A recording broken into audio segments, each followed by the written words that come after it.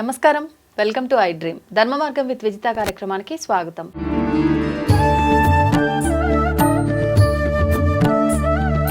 ప్రస్తుతం మనతో పాటు ఉన్నారు ప్రముఖ జ్యోతిష వాస్తు పండితులు బ్రహ్మశ్రీ అన్నవరపు తిరుపతి మూర్తి అవధాని గారు. ఇప్పుడు వారితో మాట్లాడదాం. నమస్కారం గురుగారు. ఓం శ్రీ మహాగణాధిపతయే నమః. గురుగారు, శని త్రయోదశి రాబోతోంది. ఆ రోజున ఆచరించాల్సిన విధి విధానాలు ఏంటి? అసలు ఎటువంటి పనులు చేస్తే బాగుంటుంది ఆ రోజున? శన్యరిష్టేతు సంప్రాప్తే శని పూజాంచకారయేతు శనిధ్యానం ప్రవక్ష్యామి సహ కుటుంబానాం ప్రాణపీడోపశాంతయే. శని త్రయోదశి, శనివారము త్రయోదశి కలిసి వచ్చేటువంటిది శని త్రయోదశి అంటారు. శని త్రయోదశి ఎప్పుడు వచ్చిన ప్రతిసారి రకరకాలైన విధానాలు ఉండవు. ఎప్పుడు వచ్చినా స్వామివారికి చేసేటువంటి ఒకటే విధానం. ఓకే, మనకుండేటువంటిది శనికి సంబంధించి అర్ధాష్టమ శను, అష్టమ శను, ఏళ్ళనాటి శను ఇటువంటిది ఏదైనా ఉండి దాని ద్వారా ఏదైనా బాధను అనుభవిస్తున్నాము అన్నప్పుడు ప్రతి శనివారం చేసుకోలేకపోయినా శనివారం త్రయోదశి అనేటువంటిది ప్రదోషం కాబట్టి ఆ సమయంలో ఉదయం కన్నా సాయంత్రం విశేషమైన ఫలితం ఇస్తుంది. ఉదయం ఇచ్చేటువంటి ఫలితం నార్మల్గా మనం చేసుకుంటాం, ఇస్తుంది. ఓకే, ప్రదోష సమయంలో 4:30, 5:30, 6 మధ్యలో, 4 గంటల నుంచి ఇంచుమించుగా 6 మధ్యలో ప్రదోష కాలము అని అంటారు. ఆ సమయంలో చేసేటువంటిది ఆరాధన శనేశ్వర స్వామి వారికి విశేషమైనటువంటి ఫలితాన్ని ఇస్తుందమ్మా. ఓకే, ఖచ్చితంగా. ఎటువంటి ఆరాధన అంటే ఏం చేయాలి? ఏదో బస్తాలు మోయాల్సినంత శ్రమక్కర్లేదు. ఖచ్చితంగా శన్యరిష్టేతు సంప్రాప్తే శని పూజాంచకారయేతు శని ధ్యానం ప్రవక్ష్యామి మమ సహకుటుంబానాం ప్రాణపీడోపశాంతయే. ఈ మంత్రాన్ని జపించటం లేదా ఆ మంత్రం రికార్డు తీసుకొని ఒక 1900 సార్లు అక్కడ కూర్చొని మనం ఆ మంత్రాన్ని వినాలి కదలకుండా. ఆ మంత్రం వింటున్నంతసేపు కూడా ప్రతిసారి ప్రాణపీడోపశాంతయ్య అన్నప్పుడు అన్ని నువ్వులు ఒక ప్లేట్లో, ఒక చెంచాడు నువ్వుల నూనె ఒక ప్లేట్లో మనకు శివలింగాన్ని పెట్టుకొని చక్కగా ప్రాణపీడోపశాంతయ్యే అనగానే ఈ రెండు కలిపి స్వామివారి మీద వేయటం. అలా 1900 సార్లు. 1900 ఎంతమ్మా? గంటన్నర అంతే అయిపోతుంది. శుభ్రంగా అయిపోయిన తర్వాత శివలింగాన్ని కడిగేసుకొని దాని మీద మళ్ళీ అక్షతలు బియ్యము కలిపి, అదే నువ్వులు బియ్యము ఈ రెండు కలిపి తిలాక్షతలు ఆ శివలింగం మీద వేసి భస్మం వేసి నమస్కారం చేసుకొని అంత నివేదన ఏదైనా కొబ్బరి పండు, కొబ్బరికాయో ఏదైనా పండు ఫలము స్వామివారికి నివేదన పెట్టి హారతి ఇవ్వటం.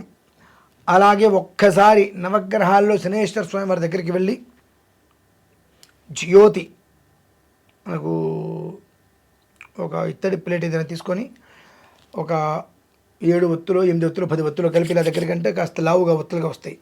వాటిని వరుసగా అర్ధచంద్రాకారంలో 19 ఒత్తులు అలా అర్ధచంద్రాకారంలో పెట్టి వాటిని వెలిగించి స్వామివారికి హారతి ఇచ్చి అది పట్టుకొని 19 ప్రదక్షిణాలు చేసి బయటికి రాగలిగితే చాలమ్మా. ఓకే, అంటే ఉదయం పూట అనేటువంటి విషయంలో స్వామివారికి చేసేటువంటి ఆరాధనలు ఉంటూ ఉంటాయి. కానీ ఈ యొక్క శని త్రయోదశి వచ్చింది అని అంటే, త్రయోదశి అంటేనే ప్రదోషం.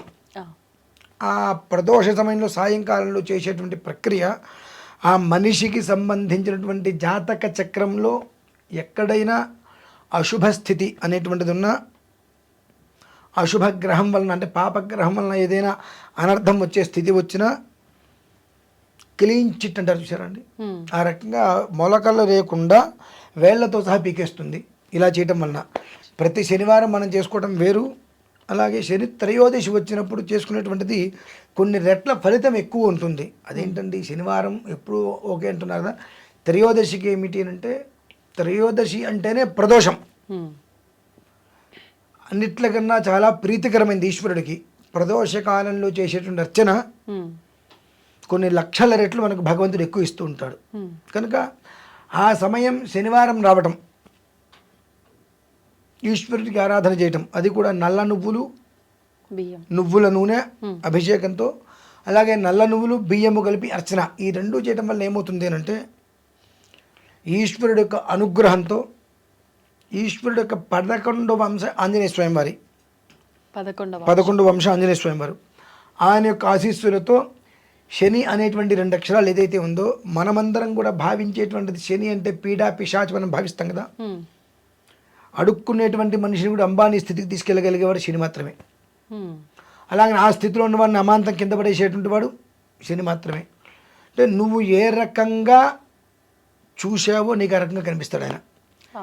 శని కంప్లీట్ పాజిటివ్ అని చూసుకుంటే తరతరాలు పాజిటివ్గానే ఉంటాడు. ఉమ్. అదే శని నెగిటివ్ అనుకుంటే వంశాంతము నెగిటివ్గానే ఉంటాడు. నీ భావన ఎలా అయితే ఉందో నీ భావన అనుసరించే ఆయన నీ మీద ఇచ్చేటువంటి వరాల అనుగ్రహమా ఆగ్రహమా అనేటువంటిది నీ భావనను అనుసరించి ఉంటుంది. కనుక అంటే చేసే పనులను బట్టి ఉండదా, భావనను బట్టే ఉంటుంది. ఏదండి? ఏమి ఇవ్వాలి ఆయన, మంచిగా చెడా అనేది. అవునండి, మన భావన. ఆ. మనకు ఎంతమందికి శని మంచివాడు అనుకుంటాడండి శని అనగానే? అసలు దాదాపు అనుకోరు. మరి అందరి భావనలు అట్లా తగలబడ్డాయి కాబట్టి అందరి జీవితాలు అంతే తగలబడ్డాయి. కానీ అనుకోవడానికి కూడా కారణం అది శని ఆ టైం నడుస్తున్నప్పుడు నిజంగానే చాలా ఇబ్బందులు పడుతుంటారు, అదంతా చూస్తున్నారు కాబట్టి అలా అంటుంటారు కదా. నిజంగా ఇబ్బందులు పట్టమంటే ఏంటమ్మా? శని ఏలినాటి శని వచ్చింది, నిజంగా ఇబ్బందులు పడటము అని అంటే పిల్ల జిల్లా భార్య బిడ్డ ఇల్లు గుళ్ళు మొత్తం అంతా పోయి నడు రోడ్డు మీదకి వచ్చి ముష్టి ఎత్తుకోవటం. అది రావట్లేదుగా, అది వస్తుందా? లేదు. ఆ ఇంట్లో ఉంటున్నారుగా, ఒకరోజు ముందే వెనుక రెంటో ఈఎంఐ కడుతున్నారుగా, తింటున్నారుగా, ఇక మీకు ఇబ్బంది ఎక్కడుంది? ఏలినాడు శని వచ్చింది నన్ను నాశనం చేస్తుంది, ఏలినాడు శని వచ్చింది నన్ను నాశనం చేస్తుంది అని నెగిటివ్ ఉంది కదా, ఆ నెగిటివ్ ఏం చేస్తుందంటే ఏ పని మీద ధ్యాస పోనివ్వదు. ఓకే, ఈ పని చేద్దాము, నాకు ఏలినాడు శని నాశనం చేస్తుందేమో. నువ్వు నాశనం చేస్తుందేమో అనుకున్నప్పుడు ఏది నిన్ను మంచిగా ఏది తీసుకొస్తుంది, ఏది తీసుకురాదు కదా. నీ భయం, నీ నమ్మకం నీకు శ్రీరామ రక్ష. ఆయన సర్వకాల సర్వావస్థలందు మంచివాడే శని. నవగ్రహాలలో శుభగ్రహం ఏదైనా ఉన్నదంటే శని మాత్రమే. కానీ శని అనగానే మనం చూసేటువంటి చూపు, మనం ఆలోచించే విధానం, మనం భావించే భావన మనకు నెగిటివ్ ఇస్తున్నాయి. దాన్ని మనం ఏ ఒక్కళ్ళు కూడా సూర్యుడికి నివేదన చేసి ప్రసాదం తింటారుగా, బుధుడికి నివేదన పెట్టి ప్రసాదం తింటారు, బృహస్పతికి నివేదన పెట్టి ప్రసాదం తింటారు, శనికి నివేదన పెట్టి ప్రసాదం తింటారా? ఎందుకని అంటే నీ మనస్సులో ఆయన అంటరానివాడు, అంటో ముట్టో ఉంది ఆయనకి, అంటరానివాడు. కాబట్టి ఆయన దగ్గర నువ్వు అభిషేకం చేస్తున్నావు, దోషం పోవాలని చెప్పి ఎంత చేసావు, ప్రసాదం ఇస్తుంటే శని ప్రసాదం తింటామేంటన్నావు, అయిపోయి నీకు ఆ కర్మ ప్రార్థన అనుభవిస్తున్నావు కాబట్టి ఇటువంటి దుర్మార్గమైన ఆలోచనలు వస్తున్నాయి. శని ప్రసాదం తిని మరి శనికి అభిషేకం ఎందుకు చేసావు? దోషం పోవటానికేగా. శివుడికి అభిషేకం ఎందుకు చేసావు? పాపం పోవటానికేగా. మరి ప్రసాదం తింటున్నావుగా, ఈయనకి ఆయనకి తేడా ఏంటి? అంటే శని అనగానే ఏదో చేయగానే తాకితే అంటుకుంటాడు, మాట్లాడితే అంటుకుంటాడు, ఇలాంటివి ఎక్కువగా ఉన్నాయి కాబట్టి తాకినా తాకపోయినా మాట్లాడకపోయినా అంటుకుంటున్నాడు ఆయన. కరెంటు వేరుంది, చేతికి రబ్బర్ వేసుకుని పెట్టుకుంటే ఏమవుతుంది? షాక్ కొట్టరుగా, నార్మల్గానే ఉంటుంది. నేను కరెంట్ ఆఫీస్లో పనిచేస్తున్నా కాబట్టి ఇలా పట్టుకుంటా అంటే బాగుంటుందా? అది అలా ఉంటుంది. అంటే ముక్కోటి మంది దేవతలు ఆయన ఒక దేవత, కానీ ఆయన నువ్వు శని అనగానే అదొక పీడ, పిశాచం, చాలా ఒక రకమైనటువంటి నెగిటివ్ దృష్టిలోకి బాగా వెళ్ళిపోయినప్పుడు నీకు మంచి ఎందుకు జరుగుతుంది? నీకు అదే నువ్వు ఊహించిందే జరుగుతుంది, నువ్వు అనుకున్నదే జరుగుతుంది. నువ్వు అందులోంచి బయటికి వచ్చి ఒక్కసారి శని అంటే ప్రాణపీడ ఉపశాంతయే.